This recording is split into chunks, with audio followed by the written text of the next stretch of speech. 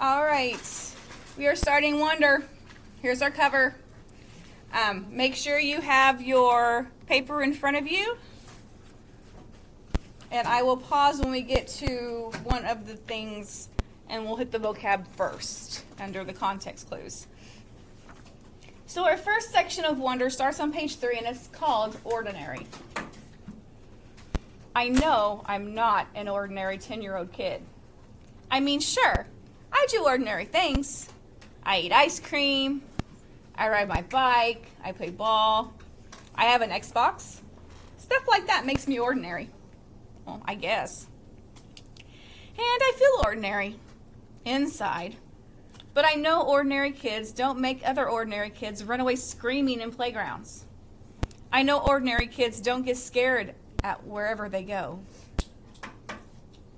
If I found a magic lamp and I could have one wish, I would wish that I had a normal face that no one ever noticed at all. I would wish that I could walk down the street without people seeing me and then doing that look away thing. Here's what I think. The only reason I'm not ordinary is that no one else sees me that way. But I'm kind of used to how I look by now. I know how to pretend I don't see the faces people make. We've all gotten pretty good at that sort of thing. Mom and Dad, Via. Actually, I take that back. Via's not so good at it. She can get really annoyed when people do something rude. Like, for instance, one time in the playground, some older kids made some noises. I don't even know what the noises were exactly. But Via heard, and she just started yelling at the kids. That's the way she is. I'm not that way. Via doesn't see me as ordinary. She says she does, but if I were ordinary, she wouldn't feel like she needs to protect me as much. And Mom and Dad don't see me as ordinary either. They see me as extraordinary. I think the only person in the world who realizes how ordinary I am is me. My name is August, by the way. I won't describe what I look like. Whatever you're thinking, it's probably worse. Why I didn't go to school. Next week I start 5th grade. Since I've never been to a real school before, I am pretty much totally and completely petrified. Petrified is the first word on your worksheet. So looking at the area called context clues, I'm going to reread the sentence that petrified is included. Since I've never been to a real school before, I am pretty much totally and completely petrified. What do you think petrified might mean, Malachi? Scared. Scared. That's a good one-word explanation. So, on your paper, either next to or under the word petrified, write the word scared. Terrified.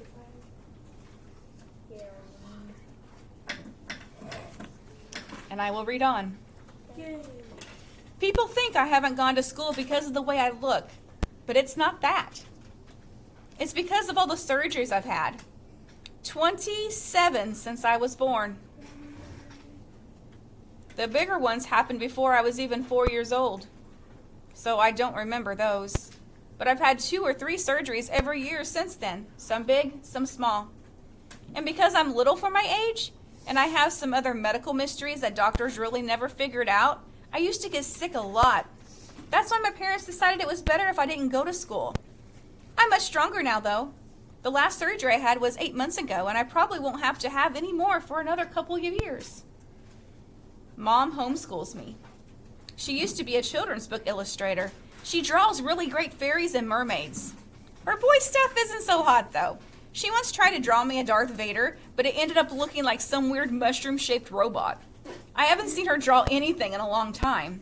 I think she's too busy taking care of me and Via. I can't say I always wanted to go to school because that wouldn't be exactly true. What I wanted was to go to school, but only if I could be like every other kid going to school. Have lots of friends and hang out after school and stuff like that. I have a few really good friends now. Christopher is my best friend, followed by Zachary and Alex. We've known each other since we were babies. And since they've always known me the way I am, they're used to me. When we were little, we used to have play dates all the time. But then Christopher moved to Bridgeport in Connecticut. That's more than an hour away from where I live in North River Heights, which is at the top tip of Manhattan. And Zachary and Alex started going to school. It's funny, even though Christopher's the one who moved far away, I still see him more than I see Zachary and Alex. They all have these new friends now. If we bump into each other on the street, they're still nice to me though. They always say hello. I have other friends too, but not as good as Christopher and Zach and Alex were. For instance, Zach and Alex always invited me to their birthday parties when we were little, but Joel and Eamon and Gabe never did. Emma invited me once, but I haven't seen her in a long time. And of course, I always go to Christopher's birthday. Maybe I'm making too big of a deal about birthday parties. How I came to life. This is where the story gets a little funny, so it's okay to laugh at times. I like when Mom tells this story because it makes me laugh so much. It's not funny in the way a joke is funny, but when Mom tells it, Via and I just start cracking up. So when I was in Mom's stomach, no one had any idea I would come out looking the way I look. Mom had had Via 4 years before, and that had been such a walk in the park, Mom's expression, that there was no reason to run any special tests. About 2 months before I was born, the doctors realized there was something wrong with my face, but they didn't think it was going to be bad. They told Mom and Dad I had cleft palate and some other stuff going on. They called it small anomalies.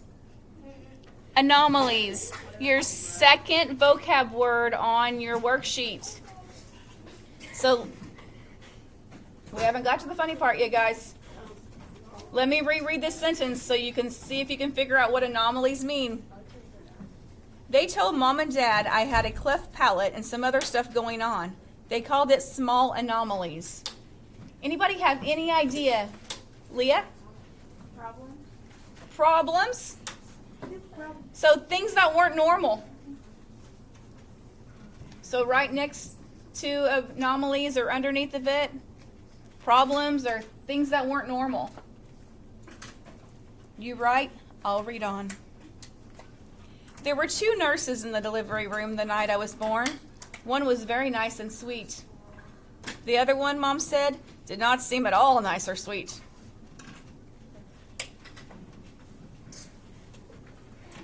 She had very big arms, and here comes the funny part. She kept farting. Like, she'd bring Mom some ice chips and then fart. She'd check Mom's blood pressure and fart. Mom says it was unbelievable because the nurse never even said excuse me. Meanwhile, Mom's regular doctor wasn't on duty that night, so Mom got stuck with this cranky kid doctor she and Dad nicknamed Doogie after some TV show or something. They didn't actually call him that to his face, though. But Mom says that even though everyone in the room was kind of grumpy, Dad kept making her laugh all night long. When I came out of Mom's stomach, she said the whole room got very quiet. Mom didn't even get a chance to look at me because the nice nurse immediately rushed me out of the room. Dad was in such a hurry to follow her that he dropped the video camera, which broke into a million pieces. And then Mom got very upset and tried to get out of bed to see where they were going, but the farting nurse put her very big arms on Mom to keep her down in the bed. They were practically fighting because Mom was hysterical and the farting nurse was yelling at her to stay calm, and then they both started screaming at the doctor. But guess what? He had fainted right on the floor. So when the farting nurse saw that he had fainted, she started pushing him with her foot to get him to wake up, yelling at him the whole time. What kind of doctor are you? What kind of doctor are you? Get up! Get up! And then all of a sudden, she let out one of the biggest, loudest, smelliest farts in the history of farts. Mom thinks it was actually the fart that finally woke the doctor up. Anyway, when Mom tells this story, she acts out all the parts, including the farting noises. And it is so funny. Mom says the farting nurse turned out to be a very nice lady. She stayed with Mom the whole time. Didn't leave her side, even after Dad came back and the doctors told him how sick I was. Mom remembers exactly what the nurse whispered in her ear when the doctor told her I probably wouldn't live through the night. Everyone born of God overcometh the world. And the next day, after I lived through the night, it was that nurse who held Mom's hand when they brought her to meet me for the first time. Mom says by then they had told her all about me. She had been preparing herself for the seeing of me. But she says that when she looked down into my tiny mushed up face for the first time, All she could see was how pretty my eyes were. Mom is beautiful, by the way. Dad is handsome. Via is pretty, just in case you were wondering. So, look at your paper. It says, what's between the lines?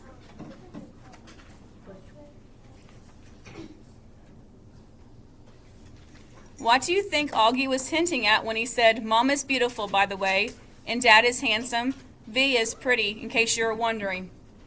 What do you think he was hinting about? That he's different.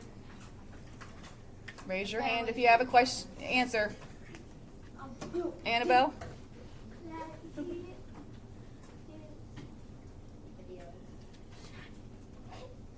So, Augie wanted to let you know that everyone else in his family looks the way normal people look. Like nobody else looks like him. So he's the only one that looks like him. So make sure that you write something after what's between the lines on your worksheet based on what we just talked about. Question. So Christopher's house on page 8. I was really bummed when Christopher moved away 3 years ago. We were both around 7 then. We used to spend hours playing with our Star Wars action figures and dueling with our lightsabers. I missed that. Last spring, we drove over to Christopher's house in Bridgeport. Me and Christopher were looking for snacks in the kitchen, and I heard Mom talking to Lisa, Christopher's mom, about my going to school in the fall. I had never, ever heard her mention school before. What are you talking about? I asked. Mom looked surprised, like she hadn't meant for me to hear that. You should tell him what you've been thinking, Isabel, Dad said. He was on the other side of the living room talking to Christopher's dad.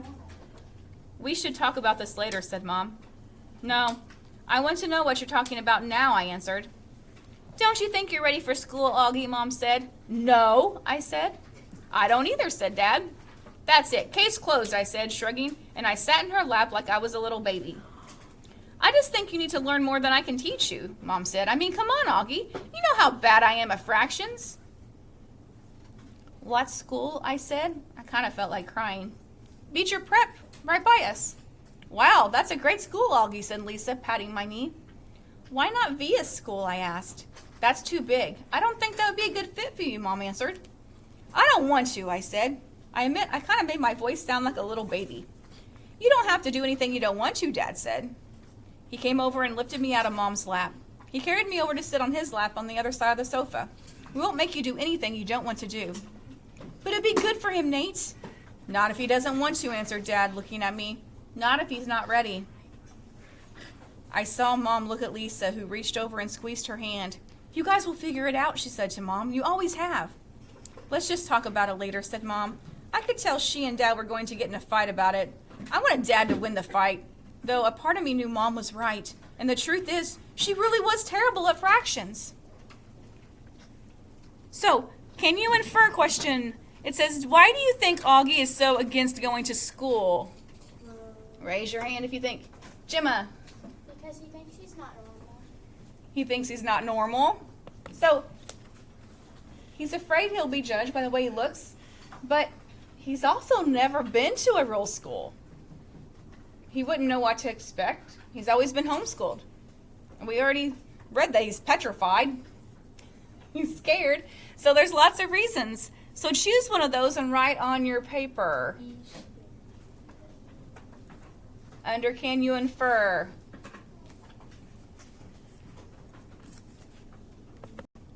Page 10, driving. It was a long drive home. I fell asleep in the back seat like I always do, my head on Via's lap like she was my pillow, a towel wrapped around the seatbelt so I wouldn't drool all over her. Via fell asleep too, and Mom and Dad talked quietly about grown-up things I didn't care about. I don't know how long I was sleeping, but when I woke up, there was a full moon outside the car window. It was a purple night, and we were driving on a highway full of cars. And then I heard Mom and Dad talking about me. We can't keep protecting him, Mom whispered. Dad was driving. We can't just pretend he's going to wake up tomorrow and this isn't going to be his reality, because it is, Nate, and we have to help him learn to deal with it. We can't just keep avoiding situations that So sending him off to middle school like a lamb to the slaughter, Dad said angrily. But he didn't finish his sentence because he saw me looking at him in the mirror. What's a lamb to the slaughter, I asked. Go back to sleep, Augie. Everyone will stare at me at school, I said, suddenly crying. Honey, Mom said. She turned around the front seat and put her hand on my hand. You know if you don't want to do this, you don't have to. But we spoke to the principal there and told him about you, and he really wants to meet you. What did you tell him about me, I asked. How funny you are, how kind and smart.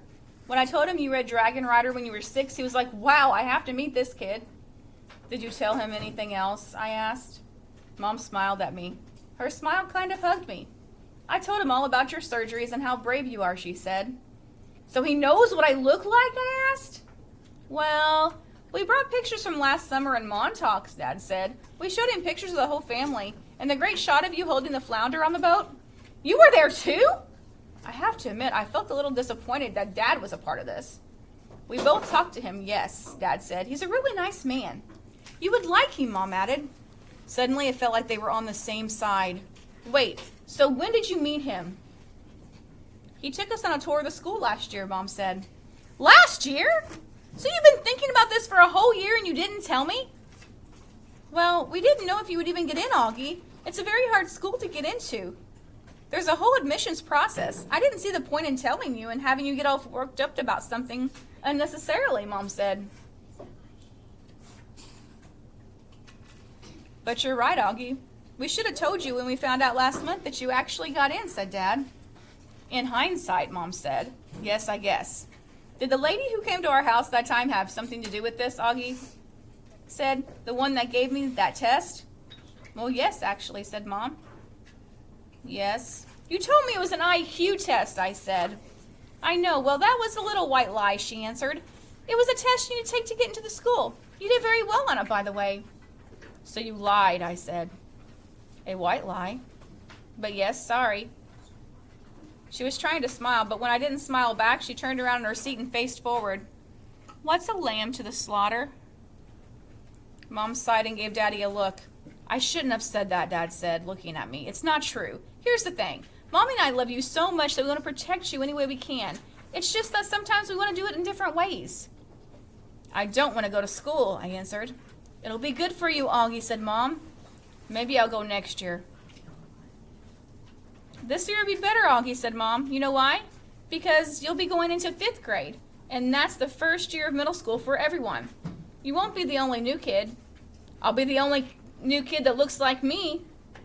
I'm not going to say it won't be a big challenge for you because you know better than that. But it'll be good for you, Augie. You'll make lots of friends, and you'll learn things you never learned with me. When we take the tour, you know what they had in their science lab? A little baby chick that was just hatching out of this egg. It was so cute. Augie, it actually reminded me of you when you were a little baby with those big brown eyes of yours. I usually love when they talk about when I was a baby. Sometimes I just want to curl up in a tiny little ball and let them hug me and kiss me all over. I miss being a baby, not knowing that stuff. But I wasn't in the mood for that very much right now. I don't want to go. How about this? Can you at least meet Mr. Tushman before making up your mind? Mr. Tushman? I said. He's the principal, answered Mom. Mr. Tushman, I repeated. I know, right, said Dad. Can you believe that name, Augie? I mean, who on earth would ever agree to have a name like Mr. Tushman? I smiled, even though I didn't want them to see me smile. Dad was the one person in the world who could make me laugh, no matter how much I didn't want to laugh. Dad always made everyone laugh. Augie, you know, you should go to that school just so you can hear his name over the loudspeaker. Dad said, can you imagine how funny that'd be? Hello, hello, paging Mr. Tushman. He was using a fake old lady voice. Hi, Mr. Tushman. I see you're running a little behind today. Did your car get rear-ended again? What a bum rap. I started laughing, not even because I thought it was that funny, but because I wasn't in the mood to stay mad anymore. It could be worse, though, Dad continued in his normal voice. Mommy and I had a professor in college called Miss Butt. Mom was laughing now, too. Is that for real, I said. Roberta Butt, Mom said, raising her hand as if to swear. Bobby Butt. What? Mom laughed and shook her head at the same time. Hey, I know, Dad said excitedly. Let's fix them up on a blind date. Can you imagine? Miss Butt meet Mr. Tushman. Mr. Tushman, here's Miss Butt. They could get married and have a bunch of little tushies. Poor Mr. Tushman, answered Mom, shaking her head. Augie hasn't even met the man yet, Nate. Who's Mr. Tushman? Via said groggily. She had finally just woken up. He's the principal of my new school, I answered. So let's look at your next question in the middle of your page. It says, why do you think, cite it, sorry, wrong question. We're at the square. It says, find a quote that shows Augie's feeling toward going to school. So, what are some things that Augie has said that made you think how he felt about going to school? Paging Mr. Tushman, page 15. I would have been more nervous about meeting Mr. Tushman if I'd known I was going to be meeting some kids from the new school. But I didn't know, so if anything, I was kind of giggly. I couldn't stop thinking about all the jokes Daddy had made about Mr. Tushman's name. So when me and Mom arrived at Beecher Prep a few weeks before the start of school, and I saw Mr. Tushman standing there, waiting for us at the entrance, I started giggling right away. He didn't look at all like what I pictured, though. I guess I thought he would have a huge butt, but he didn't. In fact, he was a pretty normal guy. Tall and thin, old but not really old. He seemed nice. He shook my mom's hand first. Hi, Mr. Tushman. It's so nice to see you again, said Mom. This is my son, August. Mr. Tushman looked right at me and smiled and nodded. He put his hand out for me to shake. Hi, August, he said, totally normally. It's a pleasure to meet you. Hi, I mumbled, dropping my hand into his hand while I looked down at his feet. He was wearing red Adidas. So, your mom and dad have told me a lot about you. Like, what have they told you, I asked. Sorry? Honey, you're going to have to speak up, said Mom. Like what, I said, trying not to mumble. I admit, I have a bad habit of mumbling. Well, that you like to read, said Mr. Tushman, and that you're a great artist. He had blue eyes with white eyelashes. And you're into science, right? Uh-huh, I said, nodding. We have a great couple of science electives at Beecher, he said. Maybe you'll take one of them. Uh-huh, I said, though I had no idea what an elective was. So, you ready to go on the tour? You mean we're doing that now? Did you think we're going to the movies, he answered, smiling as he stood up.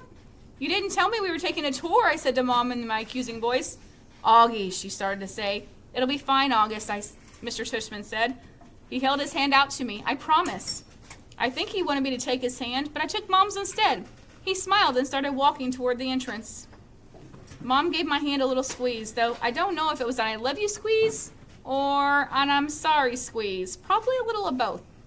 The only school I'd ever been inside before was Via's, when I went with Mom and Dad to watch Via sing in spring concerts and stuff like that. This school was very different. It was smaller, and it smelled like a hospital. So look at your paper again. We're ready for Make a Connection. I apologize for those watching the video. I keep having to pause because my class is talking. So the question says, based on the way Augie speaks when he tells the story, what do you think Augie's personality is like? So, make a connection. Based on the way Augie speaks when he tells the story, what do you think Augie's personality is like? Make sure you write what you think his personality is like based on what we've read. And then we have the one more personal opinion question at the very bottom. It says, do you think Augie should go to school? Yes or no? And then why or why not? Give an explanation.